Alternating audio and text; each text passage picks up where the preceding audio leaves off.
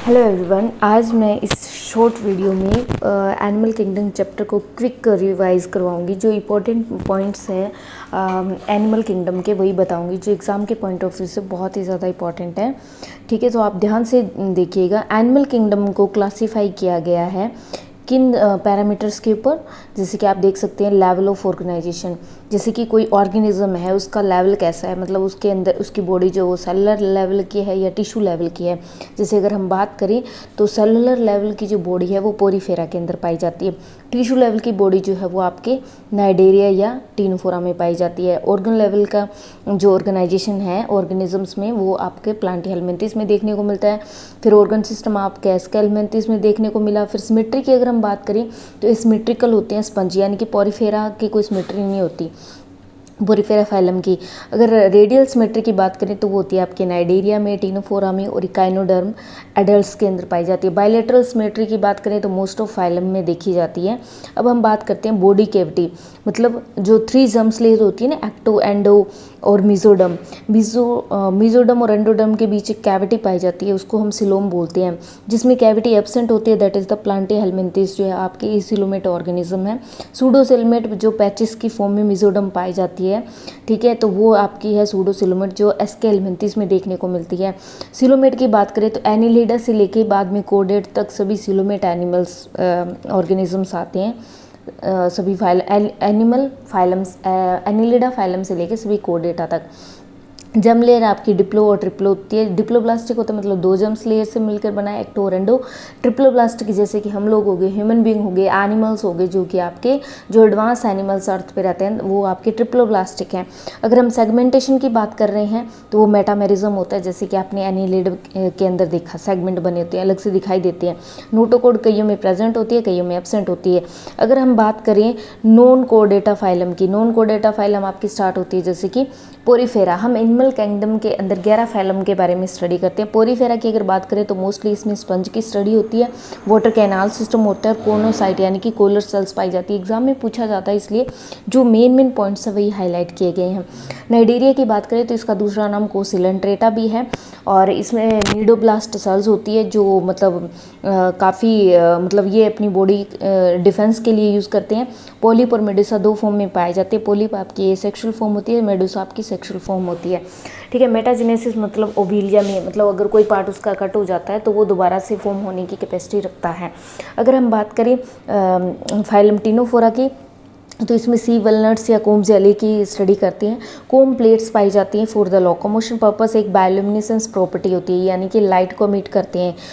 ऐसी प्रॉपर्टी सिर्फ आपको टीनोफोरा में ही देखने को मिलती है। फिर हम बात करते हैं प्लांटिहेलमिन्थिस की, तो इसमें फ्लैट वॉर्म्स आते हैं, ठीक है, और इसमें जो फ्लैम सेल्स पाई जाती है for the excretion purpose and hooks and suckers की हेल्प से वो किसी भी दूसरे ऑर्गेनिज्म के साथ अटैच हो जाते हैं। अगर हम बात करें एस्केलमिन्थिस तो इसमें हम स्टडी करते हैं राउंड वॉर्म्स की, सेक्सुअल डायमॉर्फिज्म देखने को मिलता है एंड मस्कुलर फेरिंग्स पाए जाते हैं। एनिलिडाई की बात करें तो सेगमेंटेड इनकी बॉडी होती है, नेफ्रीडिया होती है, पैरापोडिया नेरिस के अंदर देखने को मिलता है, जिसके हेल्प से वो लोकोमोशन करते हैं। एथ्रोपोडा की बात करते हैं, सबसे बड़ी लार्जेस्ट फाइलम है जिसमें हम अर्थ के ऊपर जितने भी इंसेक्ट है सबकी स्टडी आर्थ्रोपोडा फाइलम के अंदर होती है। जॉइंटेड अपेंडेजेस होती है, इनकी बॉडी जो है वो हेड, थोरिक्स और टेल के अंदर जो है वो डिवाइडेड होती है। मेल्पिजियन ट्यूब होती है फॉर द एक्सक्रीशन, मतलब वेस्ट मटेरियल ये मेल्पिजियन ट्यूब से निकालते हैं। कॉकरोच वगैरह में ये देखने को मिलती है, मोस्टली इंसेक्ट्स में पाई जाती है। ठीक है, मोलस्का सेकंड लार्जेस्ट फाइलम है। इसमें एक रेडुला, एक रेस्पिंग ऑर्गन होता है, मतलब माउथ के बाहर जो फीडिंग पर्पस के लिए यूज़ होता है। मेंटल कैविटी होती है। इकाइनोडर्मेटा में हम स्टारफिश की स्टडी करते हैं और इनकी बॉडी जो होती है स्पाइन होती है, मतलब कांटेनुमा स्ट्रक्चर होती है। ठीक है, वाटर कैन वेस्कुलर सिस्टम पाया जाता है, मतलब इसमें ट्यूब होती है, ठीक है, वाटर या चीज़ों को ट्रांसपोर्ट करने के लिए बॉडी में। ठीक है, और कैल्सीरियस ऑसिकल्स पाए जाते हैं। इनकी जो बॉडी होती है ना ऊपर वाली हार्ड होती है, इसलिए कैल्सीरियस ऑसिकल्स वर्ड यूज़ किया गया है। हेमिकोडेटा जिसमें हाफ कोडेट होती है, मतलब नोटोकोड आपकी कंप्लीट नहीं होती, तो वो वॉर्म है आपके। प्रोबोसिस है, जिनकी इनकी बॉडी जो होती है ना, जो हेमिकोडेट्स होते हैं वो प्रोबोसिस, कॉलर और ट्रंक में डिवाइडेड होती है, वॉर्म लाइक होते हैं।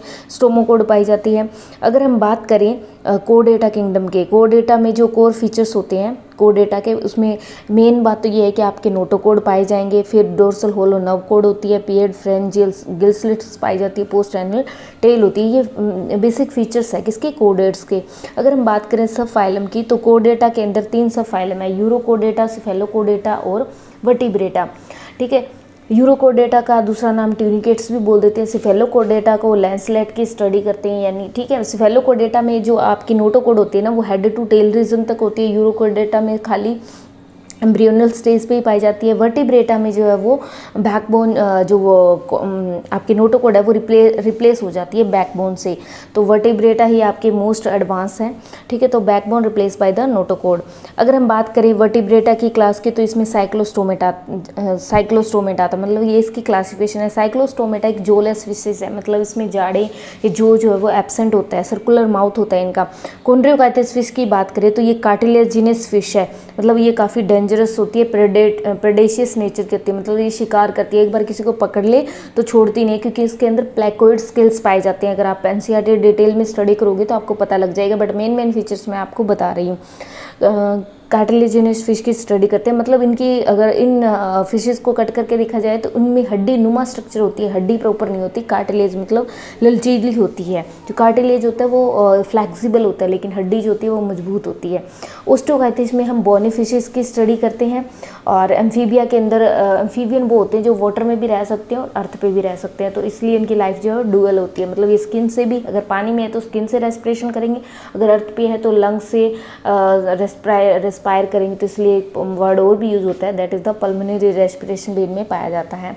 एव्स की बात करें तो इनमें जो है वो स्टडी करते हैं हम बर्ड्स वगैरह की। एक इसमें न्यूमेटिक बोन्स पाई जाती है, इंपॉर्टेंट है एग्जाम के पॉइंट ऑफ व्यू से, और दूसरे इसमें फीदर्स होते हैं। इसमें जो हिंडलिम फोरलिम है वो किसमें किस पर्पस के लिए यूज़ होते हैं, वॉकिंग, क्लाइंबिंग, ठीक है, उड़ने में काम आते हैं। मेमेलिया वो होते हैं जो अपने बच्चों को दूध पिलाती हैं, जिसमें मैमरी ग्लैंड्स पाई जाती है, और जिनकी बॉडी जो है वो हेयर से कवर होती है। उन्हें हम उन सभी को हमने, यानी कि हम लोग भी किस क्लास में आते हैं, मेमेलिया क्लास के अंदर आते हैं, कि हम लोग एडवांस है। तो ये कुछ बेसिक ओवरव्यू मैंने आपको एनिमल किंगडम का दे दिया, जो एग्ज़ाम के पॉइंट ऑफ व्यू से इंपॉर्टेंट है। तो आप शॉर्ट रिविज़न में मेरे नोट्स को इस वीडियो को जो है वो रेफ़र कर सकते हैं। मैं उम्मीद करती हूँ आपको समझ में आएगा। Thank you.